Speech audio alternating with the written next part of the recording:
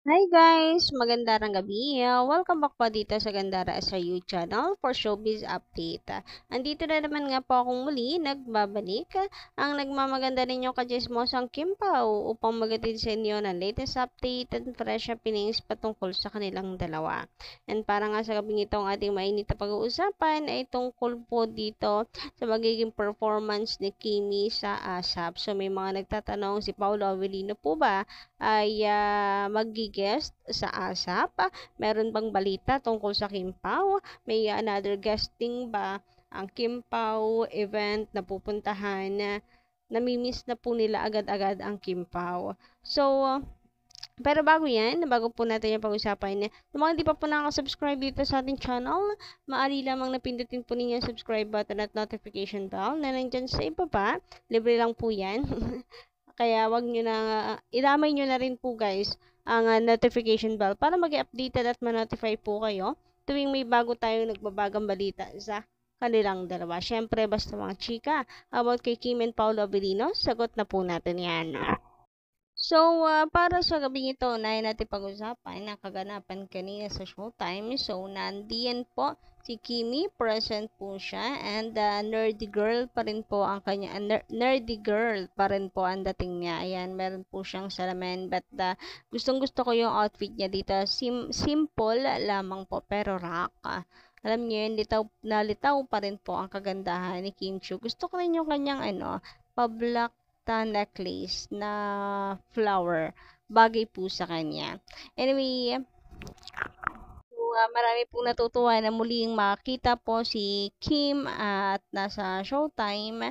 Pero yung iba naman nagtatanong kailan po kaya ang taping or shooting ng Kim Pao. Kailan po kaya ulit tayo makakita ng behind the scene ng dalawa. Yung tipong sweet sila sa isa't isa. Nako, ngayon wala akong nabalitaan na nag-tape, nag-shooting po sila ngayong hapon after showtime.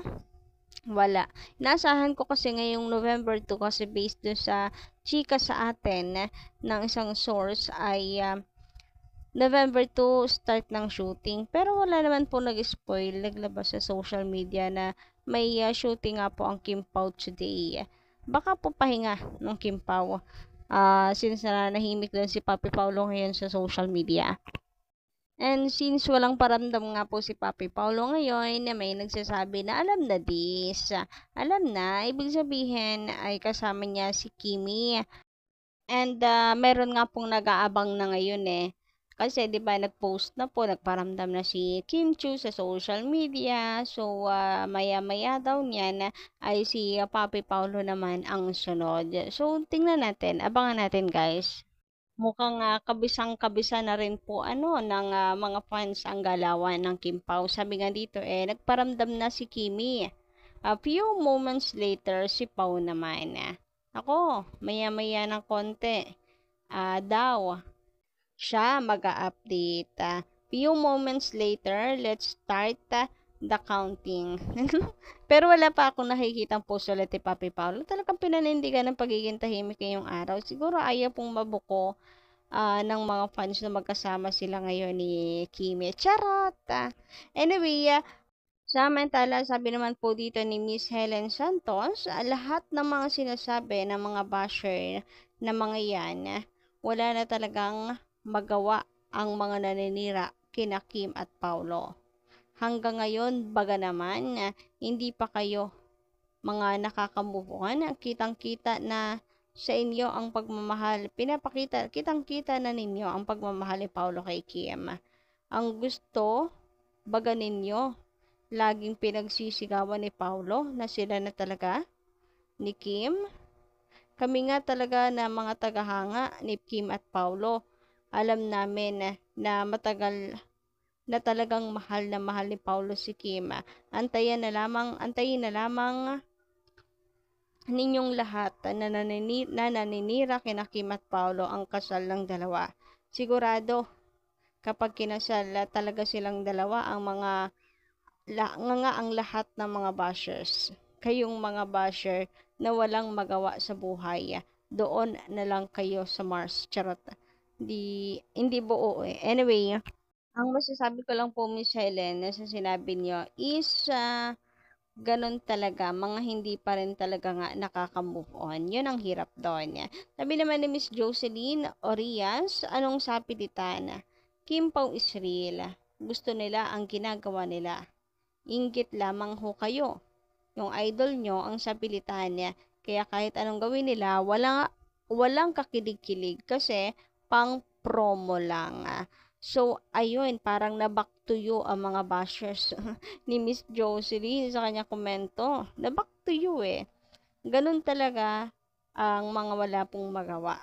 Ang mga inggit at walang magawa sa buhay, kundi po ang manira ng kapwa.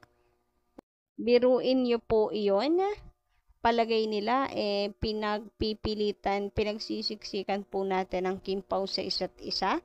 Sapilatan daw ang ginagawa natin para lang po kiligin sa kimpaw. Na pilit lang naman daw ang chemistry. Grabe naman talaga ang mga tao pong ito. Paano napipilitan? Mulat sa pulag, talagang gusto pong makatrabaho ni Paulo si Kim Chiu, and yun nga ang dahilan kung bakit po siya lumipat sa ABS-CBN. Kaya kwento niyo sa pagong, baka may maniwala pa sa inyo na sapilitan ang nangyayari sa Kimpawa. Dumako naman po tayo ngayon at pag-usapan na ang tungkol po dito sa magiging ganap ni Kim Chiu bukas sa ASAP. So, ito po ang ating aabangan na bukas sa ASAP. Nagpe-prepare na nga po si Kim Chiu, naghahanda na po siya para po sa kanyang gagawin. Ayan, at may ibinahagi nga po siya sa kanyang social media account. Bali, dalawa ang gagawin ni Kimi, no? Singing and dancing. Grabe nga naman, 2 in 1 ang lola mo. Charot. So, mukhang ang bagong usong kanta ngayon ang ipe-perform ang prod ni Kim Chiu. Yung APT ni Bruno Mars and ni Rose po ng Blackpink. Kaya pala yun yung kanta nilang dalawa ni Darren. So, ito pala yung dapat nating abangan sa Sunday. Yung sinasabi po ni Darren. Ito po, talagang naghahanda na po si Kim Chiu, nagre-ready na po siya para po sa ASAP bukas. So, wag po natin yung kalikdaan. So, si Darren po pala ang magiging partner ni Kim Chiu dito. May prod silang dalawa. And i-assume ko na po guys na APT ang kanilang magiging magiging production number. Kaya pala may nalalamang abangan itong si Darren, meron pala silang production number ni Kimi. So, noong una, akala po natin si Papi Paulo ang magiging kasama ni Kim Chiu sa ASAP nga bukas dahil sa tilian ba naman ng mga fans, mapapaisip ka din, bakit biglang tumili? Anong meron sa Sunday? And bakit napaaga yung announcement itong si Darren? Yung pala ay kasama siya. Kasama siya ni Kimi. Ito yung nakuha natin, na schedule po November 3, 2024 sa ASAP, Kim X Darren Prod.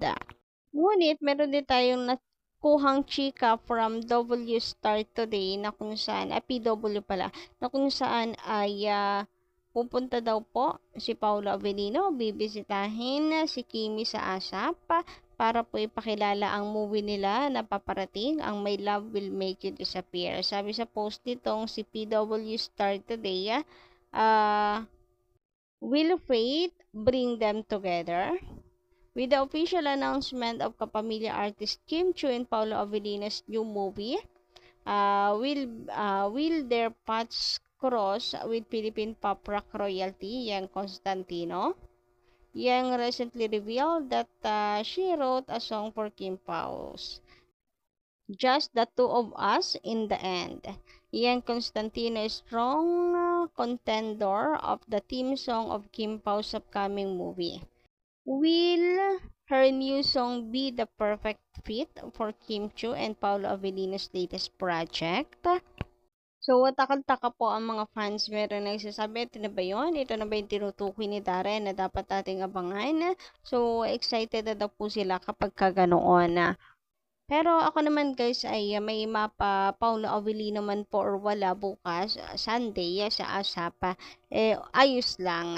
Meron pa rin mga aabangan ang prod po ni Kim Chiu, which is mukhang kakantahin at sasayawin po niya yung bagong usong-usong ngayon na APT. Apatsu. So, kahit nasa ano na lamang po ulit si Paulo, kahit nasa dressing room na lang po ulit, tapos mahagip na naman po ng camera, busog na po ako doon na kahit wala pa pong promotion, wala pong kimpaw sa gasting sa ASAP para mag-promote. Masyado pa din po kasi maaga kaya medyo diskumpiyado ako kung magigest po si Paulo. So, yun lang muna guys sa ating update sa gabi ito. Maraming salamat sa pakikinig and don't forget to click the subscribe button and notification bell for more updates. Maraming salamat.